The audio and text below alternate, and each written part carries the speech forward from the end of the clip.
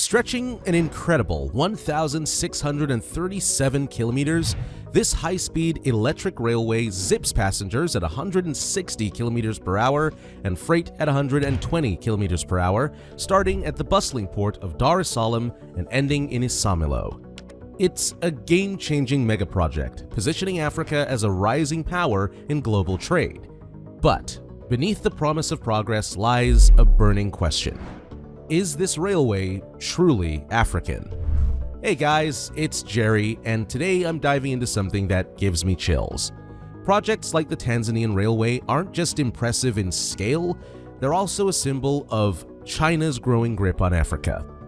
With the continent relying heavily on Chinese loans and even military support, we have to ask, is this real progress, or has a Trojan horse quietly arrived on Africa's shores? Stick around because in this video, we're uncovering the truth. The Tanzania Standard Gauge Railway, or SGR, is changing how Tanzania moves, works, and grows.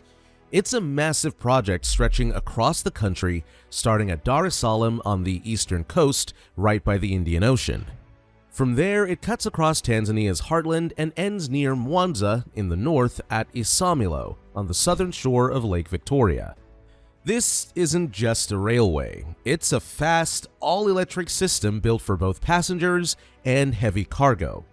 Let me take you through how it works, how it's being built, and why it matters. The first section of this railway starts in Dar es Salaam, Tanzania's busiest city and main port. It's where goods from all over the world arrive by sea. From there, the railway travels west for 300 kilometers to Morogoro. This city lies inland and is an important link between the coast and the rest of the country. Construction for this section began in April 2017. It's now fully operational and ready for passengers as of August 2024. Trains here can run at speeds of up to 160 kilometers per hour. That means faster trips, smoother rides, and goods moving more quickly where they're needed. From Morogoro, the railway continues into Phase 2. This part goes to Makutopora, which is near Dodoma, Tanzania's capital city. Dodoma is located in the center of the country, making it a natural hub for connections. This stretch is even longer, covering 426 kilometers. Work on this section started in 2018, and from July 2024, it's fully operational. This phase connects Dar es Salaam all the way to Dodoma, making a continuous line of over 600 kilometers. Farmers in the central regions will now be able to get their produce to Dar es Salaam's markets much faster. Goods like grains and coffee will arrive fresher, and transport costs will drop. Phase 3 takes the railway further north, from Makutopora to Tabora. Tabora is one of Tanzania's older cities with a strong history as a transport and trade hub. It sits northwest of Dodoma and covers 294 kilometers in this phase. Construction began in April 2022 and includes intersections to connect nearby towns. Right now, the work here is 14% complete, and the entire phase is expected to take 46 months, including testing. When finished, this section will make it easier for people in central Tanzania to travel north and for goods to move between regions without delays. The fourth section picks up at Tabora and heads northeast to Isaka. This stretch is shorter at 130 kilometers, but it's critical for connecting Tanzania with its neighboring countries. Isaka is a key trade point for goods heading into Rwanda and Burundi. Construction here started in early 2023, and although progress is at 5%, the work is moving steadily. This phase is set to take 42 months with 6 months of testing included. Once complete, it'll make cross-border trade faster and cheaper, strengthening ties with Rwanda and Burundi. The final part of this phase-by-phase journey stretches from Isaka to Mwanza, including Isamilo, covering 341 kilometers. Mwanza is in northern Tanzania along the southern shore of Lake Victoria. It's a busy trade center known for fishing and connecting Tanzania with Uganda and other countries across the lake.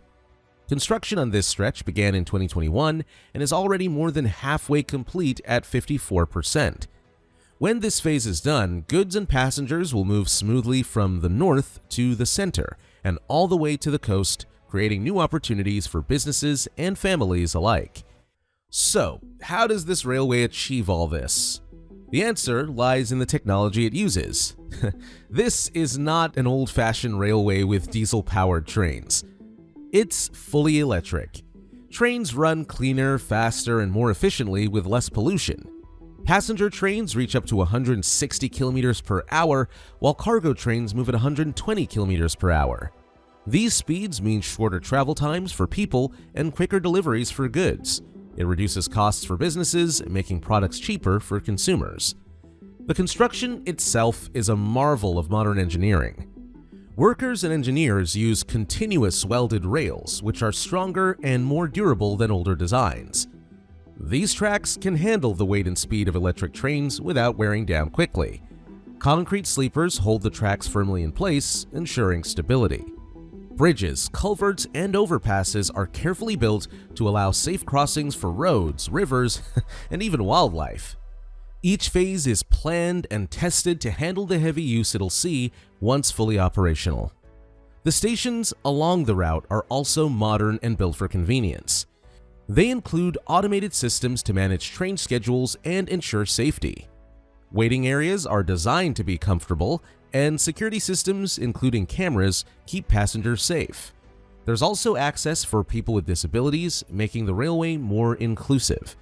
These stations make traveling not only faster, but also more enjoyable for everyone. The railway isn't just about faster trains or advanced technology. It's about what these changes mean for the people of Tanzania. Farmers in rural areas will have a reliable way to bring their crops to the market, where they can sell them for better prices. Businesses will be able to ship products to customers faster and more affordably. People will have options for travel, whether they're visiting family, attending school, or finding new job opportunities. Time saved in travel means more time for work, education, and life. However, there's a dark side to this story that we need to explore. Did you know that much of the railway's construction was carried out by Chinese engineers and workers? This has raised concerns about what it means for local Tanzanians. The advanced technology and machinery were mostly brought in from China, which left little room for African workers to learn these skills or be involved in high-level parts of the project. The result? Many Tanzanians worry that they're missing out on important opportunities to gain expertise that could help their economy grow long after the railway is built. So, why did Africa turn to China for this massive project instead of working with European or American companies? The answer lies in the conditions attached to loans and investments. Western countries and financial institutions often set strict requirements focusing on governance, environmental protections, or human rights. While these are important, they sometimes slow down projects or make them less appealing. China, on the other hand, offers loans with fewer strings attached, making it easier for countries like Tanzania to push forward quickly with much-needed infrastructure. But this relationship has its challenges. Many African nations, including Tanzania, have become heavily dependent on Chinese construction firms and financing. Most of the materials, workers, and expertise come from China, which means the local economies don't see as much benefit as they could. Worse, there's the looming issue of debt. What happens if Tanzania can't repay these loans? Some fear that China might take control of critical infrastructure, which has happened in other countries. It's a risk that raises questions about the long-term sovereignty of African nations. Across the continent, similar projects have sparked debates. Kenya, Zambia, and Djibouti have all faced difficulties with Chinese loans. For instance, Kenya's Standard Gauge Railway has been praised for its efficiency, but criticized for its high costs and reliance on Chinese companies.